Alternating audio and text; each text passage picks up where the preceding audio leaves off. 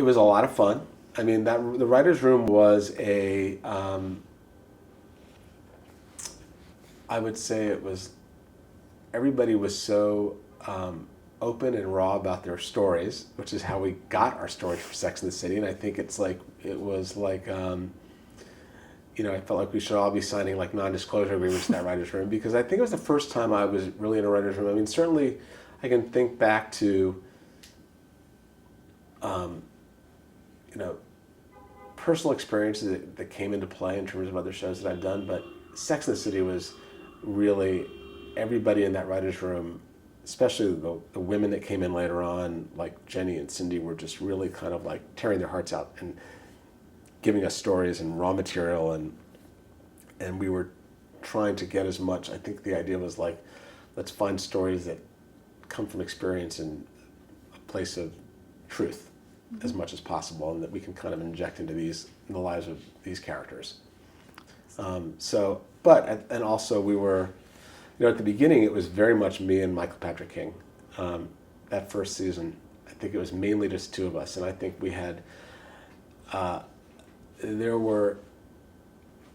remember times when we were just sort of like, laughing so hard at things we've come up with. For us, we were amusing ourselves, and I think that's what we were always doing with Sex and the City. We were, all the writers that would come through the door and be part of that writers' room,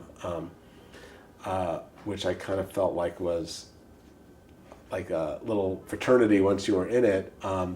We were really just, telling stories that we were cracking ourselves up. Mm-hmm. And I still take, to this day, because Sex City was the first real pure comedy that I did, because I didn't come,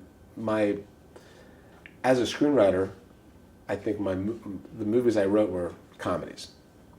I took a detour into drama with 90210 and Melrose Place, although I think Melrose Place can be looked at as a comedy of sorts. But I really wanted to write a comedy. I mean, so Sex and the City for me was, but I wasn't a sitcom writer. I was more of like a single camera film. And I think that's something also, that's really important to mention about Sex and the City was there weren't any single camera film shows, comedies without laugh tracks. That was a real anomaly. That just didn't exist. I think there was like one show that I loved from years ago was A Days and Nights of Molly Dodd. I thought was a really good, strong, smart show. But I mean, I wanted to do a show that didn't have a laugh track and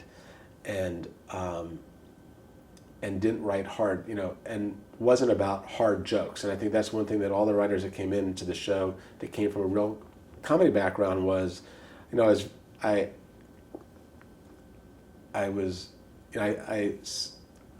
I felt like we couldn't. One thing that they brought in amazing senses of humor, but at the same time, I felt like we couldn't write it. I didn't want any hard jokes on Sex and the City. I didn't want any punchlines. I mean, if someone basically said something that was that funny, somebody else would have to laugh at it. One of the other characters, but the humor had to come from.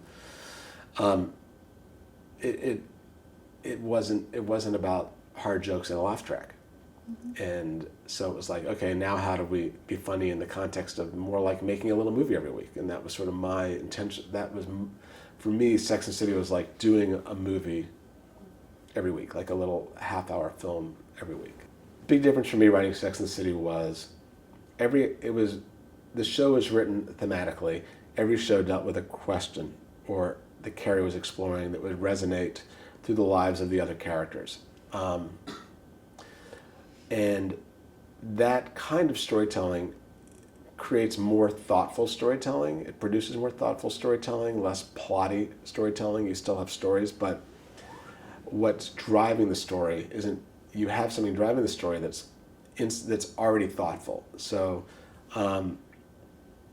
that kind of storytelling we didn't have to like write to act breaks and kind of jeopardy every 12 minutes. And so it freed up a whole different kind of storytelling. And again, I wasn't thinking of this as television. I was thinking of this as some sort of like, something in between television and film, and it's sort of, I was, from the beginning I thought all I want to do with this show is break all the rules. I just wanted to break every rule that ever was about television and sort of half-hour comedy storytelling. I mean, I had done that, and I'd luckily had a lot of success on network television, and now I wanted to do everything that wasn't network television.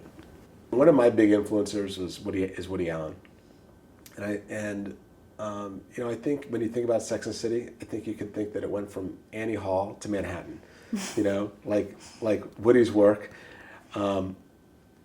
Annie Hall, he just basically just let it loose in terms of every kind of, he had animation and characters talking to the camera and any kind of affectation in a way, not affectation, but like, it was like a, it was kind of like, for me, it was like the loosening of all the boundaries.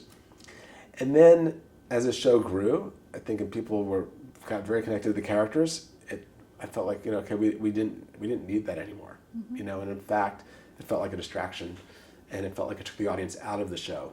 So it just sort of like made a decision to like, let's not do it I think it was probably after the second season. I just, didn't want to do it anymore.